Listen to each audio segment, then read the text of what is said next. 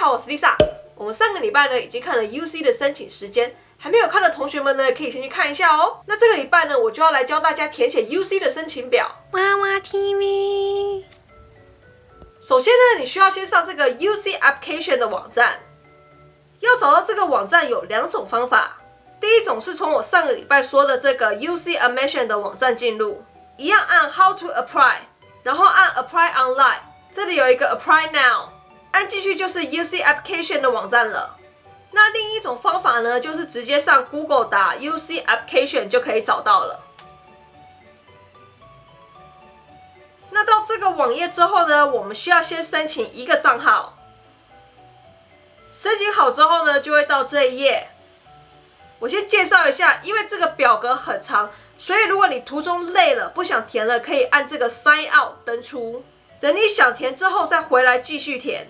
你登出之前填的资料，系统会自动帮你储存，所以不用担心。累了就登出休息一下，随时回来填都可以。只要记得在申请截止日之前交出去就可以了。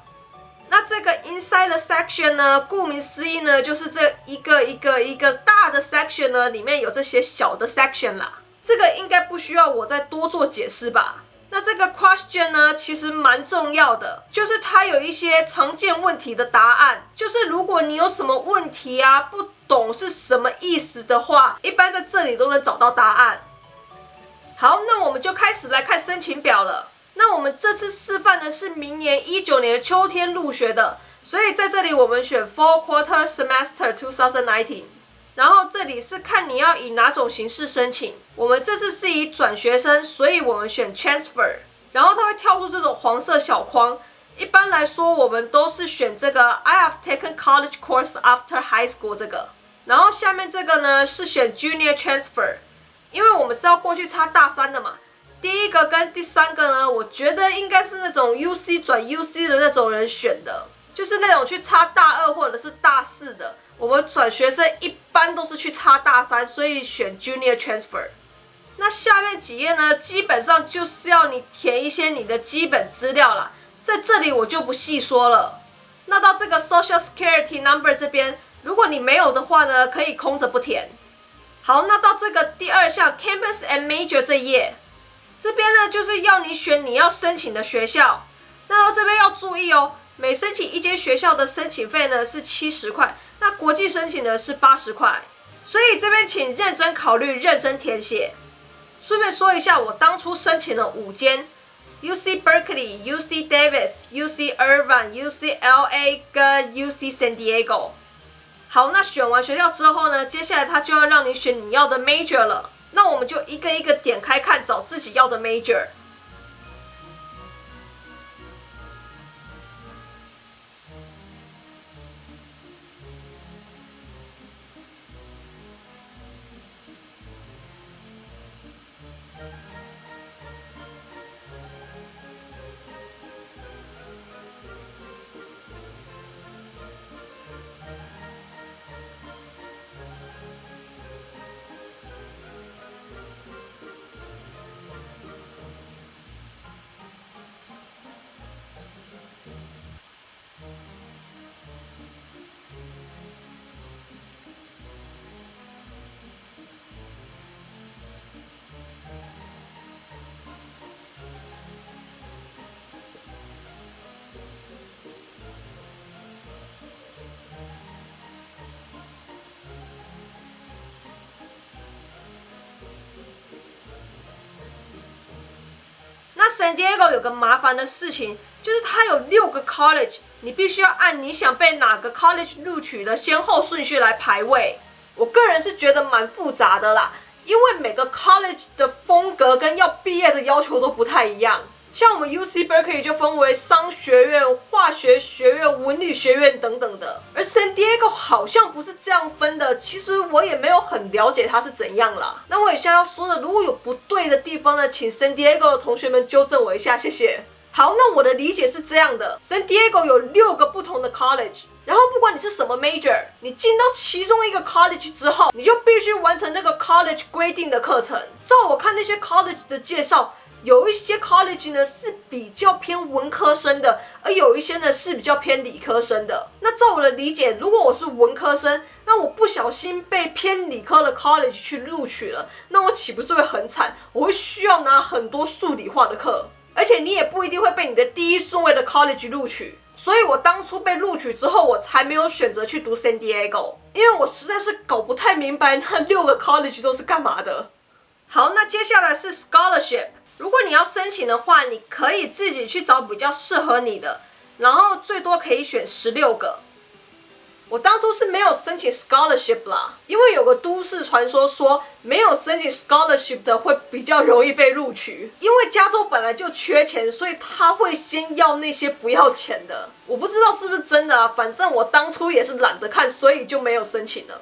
好，那接下来的 about you 呢，就是问你的一些个人资料、父母的资料跟你的家庭资料，大家就耐心填写吧。那接下来是 academic history， 在这项的第1页，他有问你有没有申请 tab， 就是可以提早让你知道有没有被录取，然后提早让你知道录取之后的一些规划。像我之前就有 tab UC Davis， 那如果你有申请的话，这个就要填；如果没有的话，就跳过吧。那接下来就是问你读过的高中在哪里读的，什么时候入学，什么时候毕业等问题。那高中完之后就是大学啦。在这里填上你所有读过的大学，像我当初就同时在 Freehill 跟迪安站拿课，所以我就要填2间。如果你只有在一间社大拿课的话，那就写1间就好了。那接下来就是你什么时候在哪间社大拿过课，如果你只有1间的话，会比较容易填啦。那接下来就是最麻烦的事情了，就是要你填你在什么时候拿过什么课跟你的成绩，这个超麻烦的。你要去你社大网站那边去找你的成绩，然后一个一个填上去。那接下来的2页 Other Academic History 问题，就是问一些你的 Agassiz 问题，像是你有没有完成学校规定的英文、数学跟一些其他等等的课程啦。好，那下一个是 Activities and Awards， 这个基本上就是问你的一些社会经验。像是有没有工作过，有没有得过什么奖，有没有做过义工服务，如果有就耐心填写吧。填这个申请表真的要很有耐心。好，快结束了。下一个是 test scores， 就是问你有没有参加过一些像是 AP 啊、IB 啊、托福、雅思等等的考试。AP 呢是一些比较优秀的高中生啊，他们可以在高中的时候呢就先修大学的一些共同科目课程。那 IB 呢好像是叫国际文凭课程吧，虽然我不知道那个是什么啦，不过这2个没有也没关系，没有就跳过吧。那托福或雅思考试，照理说如果你的母语不是英文的话，应该都是需要考这个考试的。但是我们先读社区大学的转学生呢，因为已经有完成社区大学规定的英文课程的共同科目了，所以呢，我们不需要再去考雅思跟托福了。这不是我说的哦，这个在 UC Admission 的网站就有写咯。